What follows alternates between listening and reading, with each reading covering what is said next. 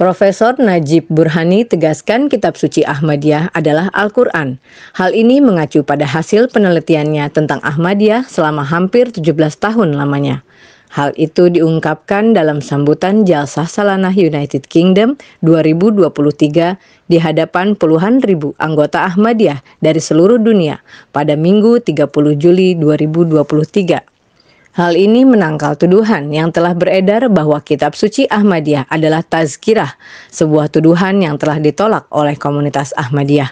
Menurutnya, komunitas Ahmadiyah sangat aktif dalam menerjemahkan Al-Quran ke berbagai bahasa. Saat ini, Ahmadiyah sudah berhasil menerjemahkan Al-Quran lebih dari 80 bahasa.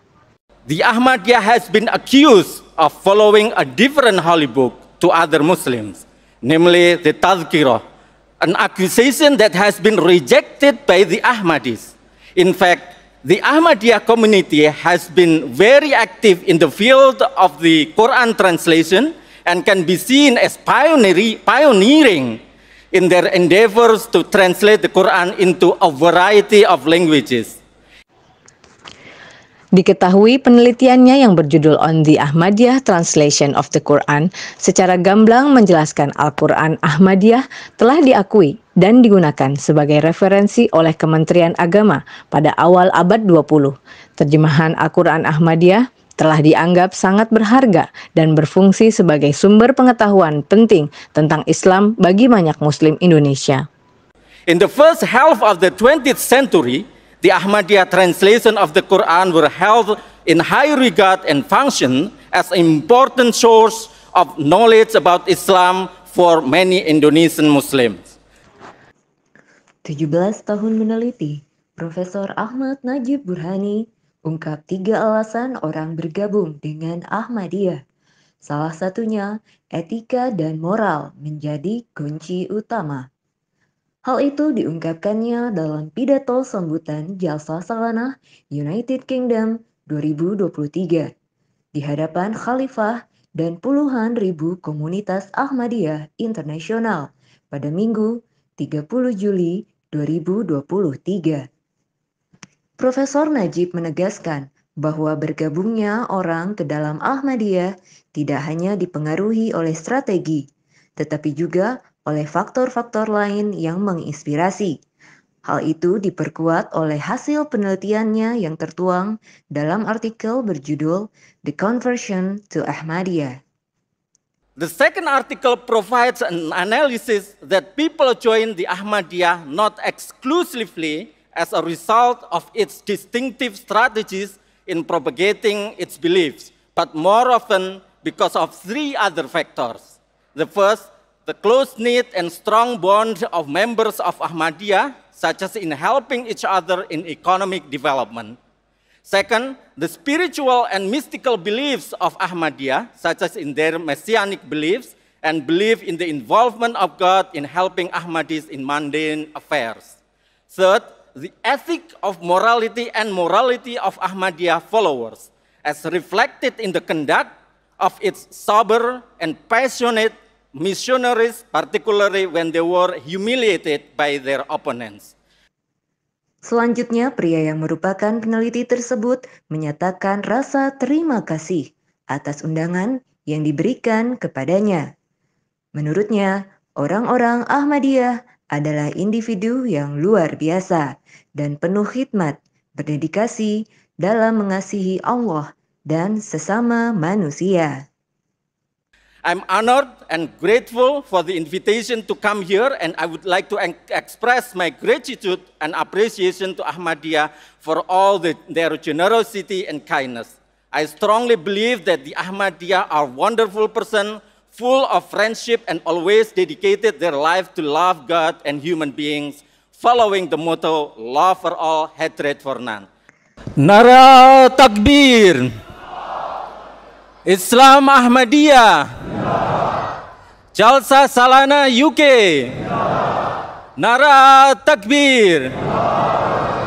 Assalamualaikum warahmatullahi wabarakatuh.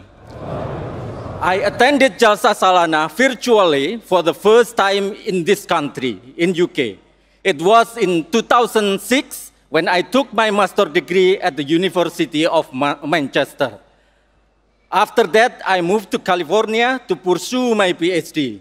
Fast forward, when I started writing my dissertation in 2011, there was a tragedy in Indonesia where 3 Ahmadis in Cikesik were killed brutally. Shockingly, instead of expressing condolences, most of Indonesian media and many people blamed the victims and stated they deserved to be discriminated, expelled from the village, and even killed.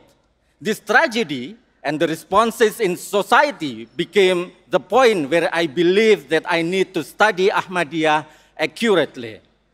I humbly hope my works can clarify and correct misunderstanding, stereotypes, and prejudice towards this community.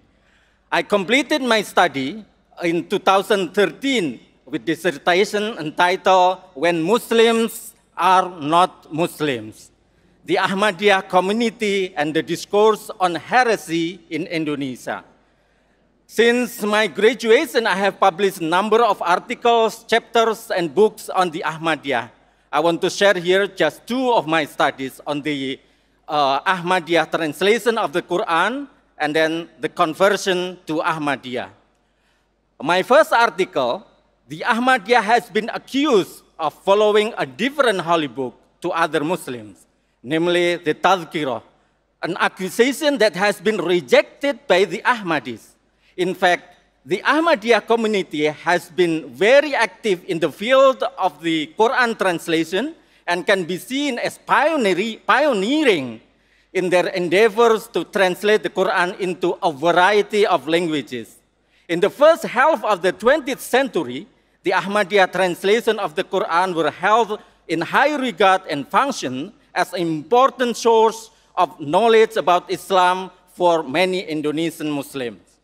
My article studies the characteristic of Ahmadiyya translations circulating in Indonesia and their influence on Indonesian Islam, focusing on following questions. What unique characteristic do Ahmadiyya translation on the Quran display? What was the appeal of this translation to Indonesian intelligentsia? And what is the contribution of this translation to the study of the Quran? The second article provides an analysis that people join the Ahmadiyya not exclusively as a result of its distinctive strategies in propagating its beliefs, but more often because of 3 other factors. The first, the close-knit and strong bond of members of Ahmadiyya, such as in helping each other in economic development. Second, the spiritual and mystical beliefs of Ahmadiyya, such as in their messianic beliefs and belief in the involvement of God in helping Ahmadis in mundane affairs. Third, the ethic of morality and morality of Ahmadiyya followers, as reflected in the conduct of its sober and passionate missionaries, particularly when they were humiliated by their opponents. My apology, I actually do not have a mandate or license to speak on behalf of Ahmadiyya, but I have been a spokesperson for the Ahmadiyya to non-Ahmadi since 2013, particularly in academic communities. I'm honored and grateful for the invitation to come here, and I would like to express my gratitude and appreciation to Ahmadiyya for all their generosity and kindness.